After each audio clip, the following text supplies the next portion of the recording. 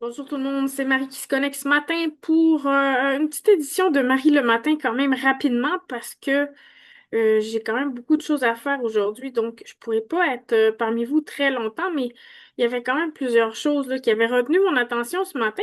Alors la première chose, c'est que bah, Lynn Ravary utilise le même titre que j'utilise à tous les jours quand je fais de l'actualité. Donc ce qui a retenu mon attention, c'est ce qui retient mon attention la semaine, la fin de semaine. J'aime bien faire des résumés, parler d'un peu tout. Mais ici, Lynn Ravary nous parle vraiment de tout et n'importe quoi, en fait. Elle nous parle des décès de Marc Messier, de Bonnie Tyler. Elle nous parle du mariage de Tyler Swift. Excusez, j'ai un petit bug avec mon... On dirait que mon ordi était buggé. Elle nous parle du mariage de Tyler Swift et après, elle passe à Mark Carney en Arabie Saoudite et à la guerre en Iran. Alors, la guerre en Iran et le mariage de Taylor Swift, pardon. Ça faisait quand même assez, comment dire, surprenant. Elle disait qu'elle avait de la misère à trouver une suggestion pour sa chronique du matin. Alors, j'avais plusieurs suggestions pour elle. Notamment, elle aurait pu faire un retour sur le Power de Mastoyage qui a eu lieu en fin de semaine. Le dernier article que je trouve dans le quotidien date du 11 juillet, mais peut-être des fois que moi, j'ai pas accès là, à l'article de ce matin, mais normalement, le festival se termine en fin de semaine. Donc, on n'a pas entendu parler si tout s'est bien passé à Mastoyage. On aurait bien aimé le savoir. Euh, Ce qui était intéressant ce matin dans le quotidien, c'était un article sur les égouts et les aqueducs. On nous disait que Saguenay prend au sérieux le développement immobilier. Et c'est un article de Caroline Labrie ce matin qui nous dit, entre autres, ben, que on a stoppé des projets immobiliers en raison de la capacité des égouts sanitaires. Et là, ben, le porte-parole de Saguenay, monsieur, comment il s'appelle déjà? Dominique Arsenault, nous dit qu'on n'a pas de problème d'eau, qu'on manque pas d'eau à Saguenay. C'est pas une raison pour la gaspiller, mais qu'on est loin des municipalités comme les Laurentides. Par contre, c'est pas la même chose pour les égouts. Il dit que bah hein, on se préoccupe de la situation, mais quand les égouts pour les égouts sanitaires et pluvieux, la réponse est plus complexe. Hein, alors on nous dit entre autres que bah il y a des endroits où on peut plus accueillir les égouts où le réseau est saturé. Et donc, on nous dit que l'usine est capable d'en prendre, mais que le réseau doit être en mesure de l'amener sans être surchargé et débordé. Et là, ce qui était, ben, en fait, un peu troublant dans l'article, c'était ben, des déversements d'eau usée dans un cours d'eau. Et là, ben, on termine en disant que lorsqu'il y a des débordements, lorsqu'il y a des crues printanières, ben, ça entraîne parfois des débordements. Et là, on dit que c'est pour ça qu'on doit faire les choses intelligemment parce qu'il y a des conséquences réelles. Mais on n'explique pas les conséquences réelles. En fait, je me rends compte que dans mon appli, il n'y avait pas cette phrase-là. Je viens de voir qu'il y avait une phrase qui n'était pas dans mon téléphone. Donc, les villes gagneraient à aménager davantage des espaces gazonnés ou à rediriger des gouttières vers des terrains plutôt que les canalisations municipales. Bon, je sais pas si ça a été rajouté, mais c'était pas là dans mon appli ce matin. Moi, ce que j'aurais aimé que Mme Labrie fasse ce matin, c'est qu'elle nous dise, bah, qu'elle nous parle un peu davantage des conséquences réelles. Alors, bon, moi, ce matin, je suis pas encore rassurée, donc je réitère ma question à la ville. Est-ce que je peux boire l'eau de mon robinet en ce moment? Parce que la dernière fois que j'en ai bu, j'ai failli être malade. J'ai été malade, en fait. C'est juste que j'ai pas été malade longtemps. J'étais malade 12 heures environ. Puis, j'avais vraiment envie de vomir. Alors, je me demande quel était le problème de ce côté-là. Il y a la presse aussi ce matin qui nous parle de produire de l'eau potable avec des eaux usées. On parle entre autres de technologies qui permettraient à des logements là, de produire leur propre eau potable. J'irai pas dans toute la mécanique de la situation, mais c'est un article qui était quand même intéressant à lire ce matin aussi dans la presse sur l'eau. Alors, si Madame Ravary n'avait rien à dire ce matin, ben, elle aurait certainement pu parler elle aussi de l'eau parce que c'est sûrement le sujet le plus important du siècle, à mon avis. On disait justement que ben, la fusillade à Toronto ravivait les inquiétudes quant à la sécurité des festivals. Alors, Madame Ravary aurait pu nous parler de la sécurité du festival du Powwow de Mastoyache, qui a accueilli 13 000 personnes. Ben, on estimait qu'il y avait 13 000 personnes qui se présenteraient, c'est-à-dire le même nombre de personnes qui étaient au Festival de salsa de Toronto. Donc, on se demande si, en effet, la sécurité est assurée dans nos festivals, hein, pas juste à Toronto, mais aussi on parle ici entre autres du Festival de jazz de Montréal. Et là, on voit la mairesse Chow qui prend la parole à l'Université métropolitaine de Toronto, anciennement l'Université Ryerson.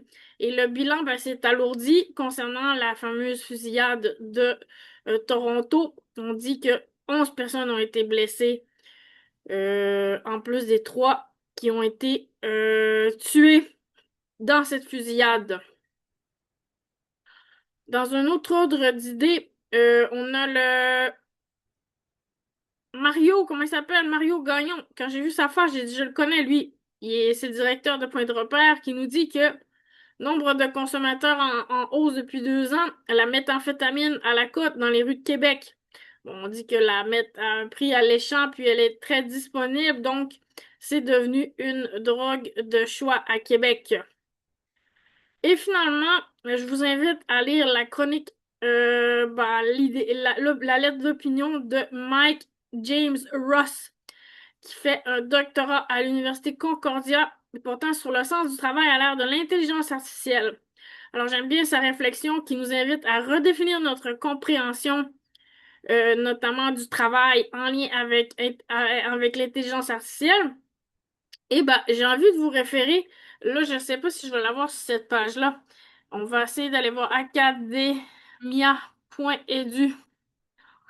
Parce que en fait, il parle de santé mentale au travail en réalité. Et, euh, dans le cadre d'un cours que j'avais fait à la télé, j'avais produit, euh, j'avais produit un lexique sur la santé mentale au travail, glossaire relatif au domaine de la santé mentale au travail. Dans l'autre PDF. Bon, en fait, je l'ai dans mon ordi, mais je vais tout le temps le rechercher là. Bon, ok, je serai pas capable de le s'il faut le PDF, je sais pas s'il va continuer avec Google. Bon. Ok, je sais pas si ça va être long si je fais ça de même. On va essayer ça de même. Si maintenant mon mot de passe, ça va être compliqué. Bon, je l'ai pas embarqué dans ça ce matin. J'ai pas beaucoup de temps, comme je vous disais. J'accepte des termes de non merci. Dans le PDF. Dans l'autre full pack. Non, pas full pack. Normalement, c'est pas compliqué, là, mais c'est rendu compliqué depuis un certain temps. Non, merci, parce que je suis pas sur mon propre, je suis pas sur mon propre compte, en fait. Bon, là, on est rendu, en fait, avec un PDF, donc j'imagine qu'il est plus partagé. Il est plus partagé. Bon, c'est pas que je vais faire la promotion de mes affaires, là. En fait, je vais vous montrer ça en passant. C'était pas très astucieux de ma part, mais maintenant qu'on est rendu, je vais quand même aller chercher. Comme on dit, t'as fait ton lit, couche dedans. OK, donc c'est un glossaire, là. C'est un travail universitaire, comprenez-vous, mais je m'étais donné quand même parce que j'ai mis plein de liens hypertextes là, qui vont, là, ils ont pas l'air à marcher, là, mais normalement, ils sont supposés marcher. Puis, je les avais tous testés.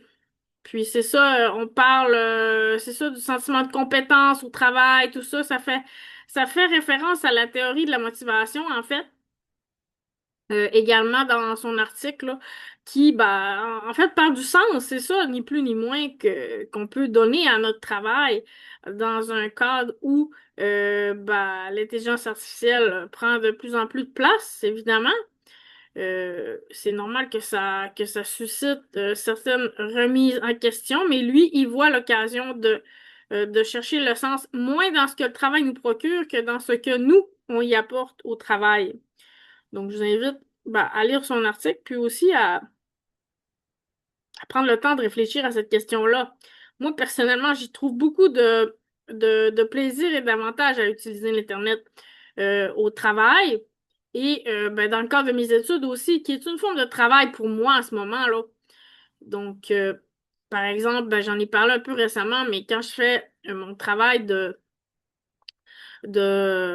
par exemple, universitaire en médication psychiatrique, ben, il y a beaucoup de concepts de chimie, puis moi, j'ai pas nécessairement des bases en chimie.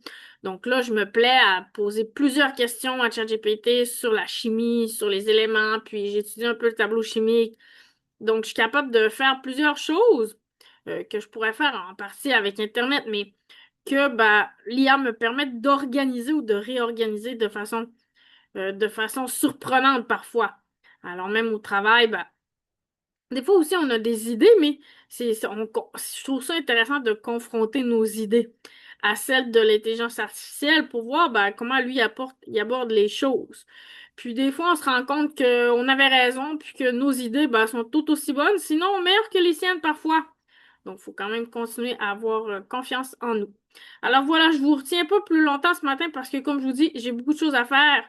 Mais peut-être en terminant, on pourrait aller chercher notre grand ami Mark Carney qui est au Stampede. Bah, je sais pas s'il est encore là, mais il était là en fin de semaine. On a vu des photos de lui. Ouh, on nous voit à l'armée ici.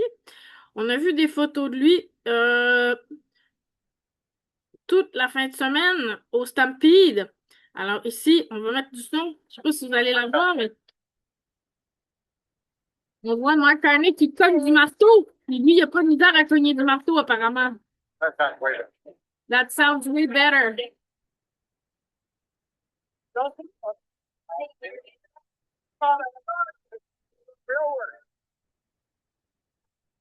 no.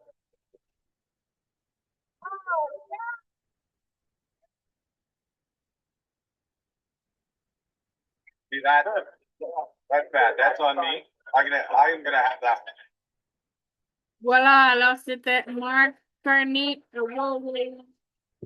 Mark Carney au Stampede. Et hier, j'ai fait une vidéo, puis normalement, quand on arrête de partager, on revient au mode plein écran. Mais là, on est vu à mon écran d'ordi personnel. Alors, j'ai rien à cacher, mais parce que c'est quand même mon écran d'ordi. C'est comme si vous voyez ma table de travail en ce moment avec mes papiers.